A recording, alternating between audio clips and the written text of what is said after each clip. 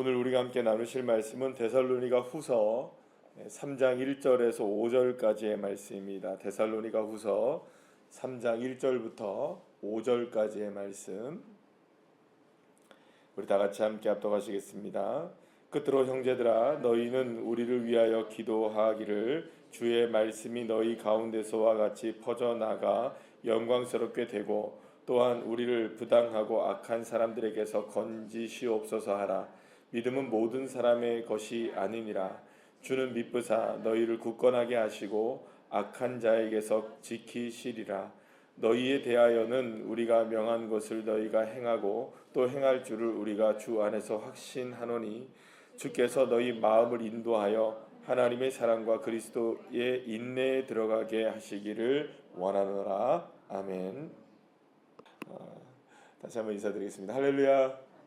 오래간만에 새벽 예배를 이렇게 서게 되는 것 같습니다. 일주일 동안에 휴가 기간을 보내고, 물론 이제 그 유튜브에는 계속 방송이 올라와서 여러분들이 아마 말씀을 계속 묵상하셨던 분들은 이제 데살로니가 전서와 후서의 내용이 어떤 맥락을 통하여서 계속 진행되어 왔는지를 아마 여러분들이 다 아셨을 것이고, 또 새벽 예배를 같이 함께 나누시면서 우리 집사님 원사님들이 함께 말씀을 나누시면서 그 부분에 있어서도 설명이 되었으리라고 생각합니다.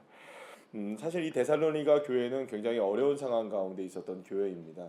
그러니까 이제 간단하게만 생각을 해봐도 사도 바울과 같은 지도자가 없이 자생적으로 거의 자라났던 교회였다고 생각하시면 됩니다. 물론 3주 동안이라는 시간 동안에 사도 바울이 그 데살로니가 교회를 교육을 했지만 3주는 턱도 없는 사실은 시간이잖아요. 뭐 인사 나누면 끝이잖아요. 사실은 3주 정도. 얼만큼 깊이 있는 말씀을 함께 나누지 못했던 교회가 데살로니가 교회였단 말입니다. 그래서 늘 언제나 이 데살로니가 교회의 형편과 사정이 궁금했던 이 사도 바울은 이제 고린도에 도착하여서 디모데를 보내게 되었고, 디모데가 고린도 교회가 나름대로는 참 선전하면서 오히려 믿음의 본이 되는 그런 놀라운 믿음의 역사가 일어나게 되었고, 데살로니가 교회가 견고하게 세워지고 있다는 것이 이제 마게도니아 지역의 많은 사람들에게 오히려 전파되면서 복음의 역사가 일어나게 됐다는 것을 알게 됩니다. 그래서 이제 데살로니가 전서의 마지막 부분에서 무슨 얘기를 하게 되냐면, 이제 어제도 이제 우리가 함께 말씀을 나눴던 것처럼 주일날 이제 그 주님이 다시 오시는 그날까지 정말로 깨어서 믿음 안에 잘 승리하며 살아라. 그리고 주님이 다시 오실 그날까지 흠없이 보존되기를 원한다. 그렇기 때문에 이제 여러 가지들 중에서 깨어 있어야 될 목록들을 쫙 나열하게 되면서, 우리가 그 유명했던 항상 기뻐하라, 쉬지 말고 기도하라, 범사에 감사하라도 그 안에 포함되어 있는 것이라는 이야기를 어제 함께 말씀을 나눴습니다. 이 첫 번째 편지를 보내고 나서 이제 오해가 생기기 시작했던 거예요. 야, 이제 주님 곧 오신다, 이런 생각이 이제 확 퍼지게 됐던 거예요. 그래서 왜냐하면 데살로니가전서 5장의 후반부에 보게 되면 이 지금 보낸 편지를 너희들만 보지 말고 많은 사람들이 회람을 해라, 이렇게 얘기를 하거든요. 돌아가면서 봐라, 야, 읽어주어라, 이런 얘기를 해요. 그러니까 데살로니가 교회뿐만 아니라 주변에 있는 교회들에게도 막 이 이제 그 바울의 서신이 퍼지기 시작한 겁니다. 그러니까 안 그래도 주님이 오시기를 고대하고 있었던 때였거든요. 그러니까 이때가 언제냐면은, 그러니까 AD 한 40년 후반쯤 됩니다. 그러니까 예수님이 실제로 십자가에 못 박혀서 돌아가신 다음에 10년 채 안 됐던 시기예요. 그러니까 주님이 승천을 하시면서 어떤 얘기를 하셨습니까? 내가 너희들 이 구름 타고 다시 오는 모습을 너희들도 보는 사람들도 있을 것이다라는 얘기를 주님이 분명히 하셨단 말이에요. 그러니까 초대교회 성도들 가운데서는, 그러니까 주님이 다시 오실 그날, 보통 이제 파루시아라고 얘기를 하는데요. 그러니까 주님이 다시 오실 그날을 고대하는 사람들이 굉장히 많았습니다. 그러니까 특히 주님을 승천하면서 예수님을 봤던 사람들 중에는 진짜로 예수님이 자신의 생애 가운데 다시 올 것이라는 확신과 믿음을 갖고 있는 사람들이 굉장히 많았어요. 그러니까 그들이 이제 예수님이 다시 오신다라는 이야기를 하면 자기들의 생애에 다시 오신다는 생각을 했던 거죠. 그런데 이게 점차적으로 자꾸 어떻게 됩니까? 조금씩 자기들이 생각할 때는 미루어지는 거죠. 그러니까 원래는 지금도 예수님 아직 안 오셨잖아요. 그죠? 그러니까 주님이 오실 날은 우리가 알 수 없는 거죠. 알 수 없지만 그들이 생각할 때에는 그 초대교회 당시 성도들이 생각할 때는 그 시간이라는 게 자기의 생애에 온다고 생각하기 때문에 이제 곧 이제 예수님이 오신다라는 생각이 이 사도 바울의 편지를 통해서 더 확산되기 시작했던 겁니다. 그런데 사도 바울은 절대로 그렇게 가르친 적이 없거든요. 그러니까 예수님이 다시 오신다라는 것은 언제 오실지 모른다.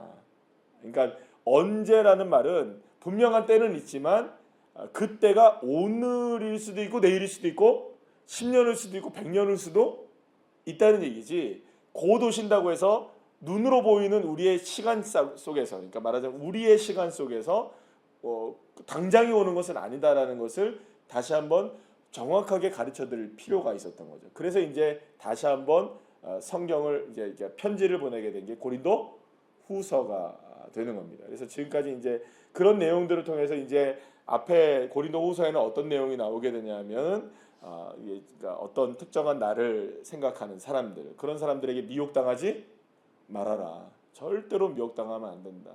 그래서 지금도 마찬가지입니다. 여러분들 주님이 언제 오신다 얘기하고 난 특별해서 어떤 계시를 받았다, 다 거짓말입니다, 여러분들. 여러분 생각해 보세요. 예수님은 모르는데 솔직히 말해서 지가 어떻게 알아요, 그죠? 안 그렇습니까? 예수님도 뭐라 그러냐면 그건 아버지의 권한이라고 그러셨어요. 그러니까 그건 하나님만 아십니다. 물론 거기에 대해서 막 여러 가지 말씀들을 막 들이댑니다. 하나님이 사랑하신다는 그때와 시기를 알게 한다. 그래요, 맞아요. 근데 그때와 시기라는 걸 알게 한다는 것은 시기와 때라는 말은 절대로 여러분 우리가 말하고 있는 우리의 시간이 아닙니다, 여러분들. 그러니까 이 시간은 카이로스의 시간이에요. 그러니까 하나님의 시간이지 우리의 인간의 말하는 크로노스의 시간이 아니라는 걸 기억하셔야 돼요. 그래서 오늘에서도 이제 데살로니가 후서의 3장이 이제 마지막인데 3장의 마지막에 들어와서 사도 바울이 또 무슨 얘기를 하게 되냐면 마지막에 이제 끝으로 얘기하면서 4절 말씀 보면 이렇게 얘기하십니다.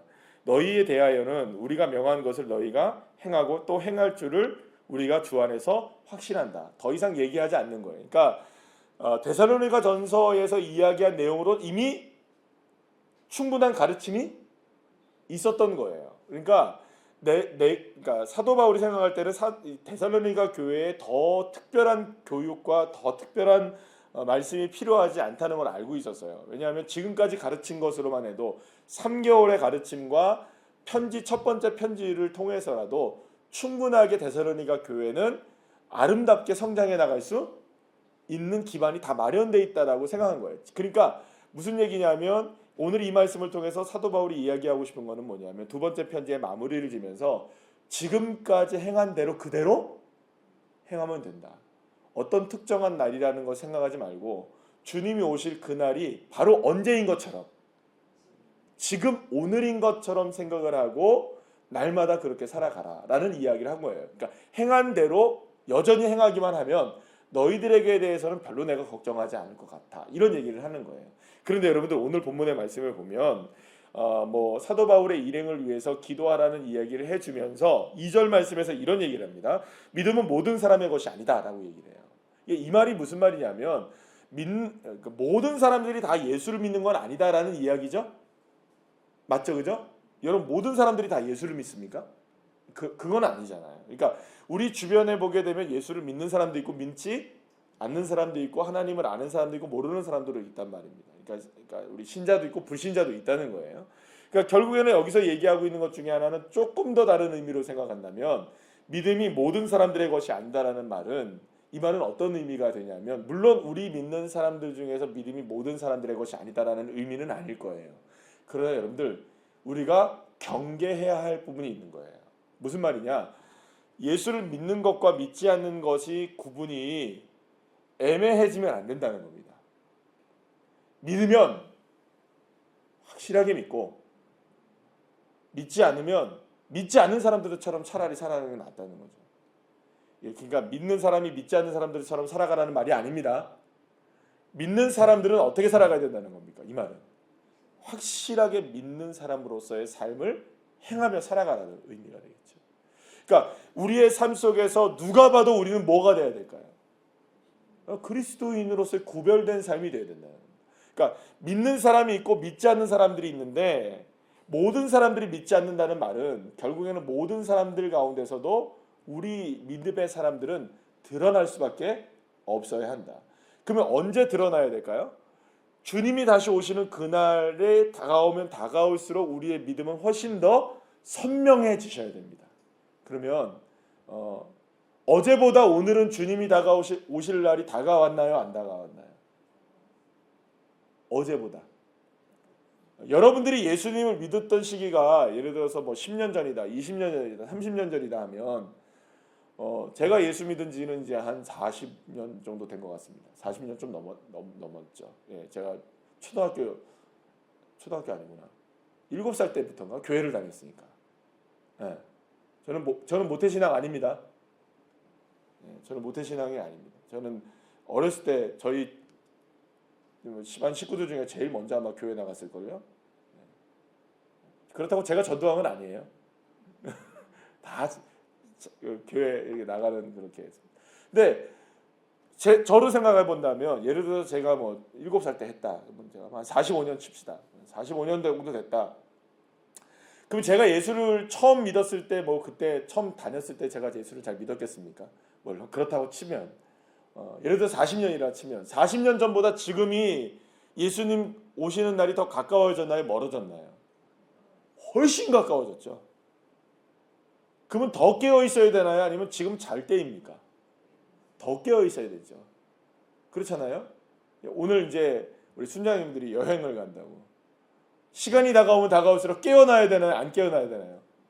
배는 출발하는데 깨어나야 됩니까? 안 깨어나야 됩니까?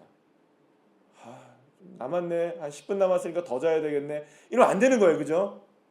10분 남았으니까 일어나야 되죠. 그죠? 1시간 남았으니까 일어나야 되죠. 그러니까 시간이 가까우면 가까울수록 더 깨어나야 되는 거예요. 그러면 여러분 생각해 봅시다. 오늘이 깨어나야 되는 시간이 어제보다 더 깨어나야 된다면 내일은 어떻게 될까요? 오늘이 마지막이 아닐 수도 있잖아요. 우리가 오늘이 주님이 오실 날이 아닐 수 있잖아요. 그죠? 오늘이 오실 수도 있지만 내일 주님이 오실 수도 있잖아요. 그러면 오늘보다 내일은 어떻게 될까요? 더 가능성이 많아지는 거예요. 그러면 계산을 해봐도 내일이 더 가능성이 많다면 오늘보다도 조금은 더 깨어 있어야 되셔요. 그러면 내일 모레는 어떻게 될까요? 오늘보다 내일보다 조금은 더 깨어 있으셔야 됩니다. 이게 여러분들 그리스도의 장성한 분량으로 자라가는 믿음의 역사인 거죠. 그래서 우리의 삶은 날마다 변화되고 바뀌어져 나가야 되는 겁니다. 어제보다 오늘이 더 주님이 오실 날이라는 것을 믿고. 그런데 여러분들 이렇잖아요. 모든 것이 기다리다 지치죠. 그죠? 그렇습니까? 안 그렇습니까? 기다리다가 지쳐요. 왜냐하면 이게 뭐 주님이 다시 오신다고만 우리가 생각하는 그것만으로 본다면은 이미 이제 와 이만큼 기다렸는데도 안 왔는데 야, 정말 지친다라고 생각할 수 있을 거예요. 이뿐만이 아니에요. 다른 문제로 여러분 생각해 보세요. 어떤 문제를 가지고 여러분들 기도하실 때 그 기도가 자꾸 뒤로 미뤄질 수 있죠. 그죠? 기도했는데도 불구하고 이게 자꾸 이루어지지 않고 계속해서 지금 멀어져만 가고 있는 것 같을 때 우리는 실망하고 좌절한단 말이에요. 그러나 그때 생각해야 될 것이 있습니다. 지금까지 기도한 것이 언젠가는 분명히 이루어지는 날이 있을 것인데, 그죠? 우리가 세운 날이 아니라 주님이 세운 날이 있으십니다. 할렐루야. 반드시 그날은 옵니다. 그러니까 어떤 측면에서든지 그날은 와요. 그러니까 여러분들이 기도한 기도의 제목이 하나님의 은혜 가운데 응답되어지는 그날은 반드시 옵니다. 그러면 오늘은 아니었다면 더 가까워지는 건가요? 멀어지는 건가요? 사실은 멀어지는 것이 아니라 실제로는 가까워지고 있는 겁니다. 그럼 어떻게 해야 될까요? 우리에게 소망이 더 선명해지는 것이죠.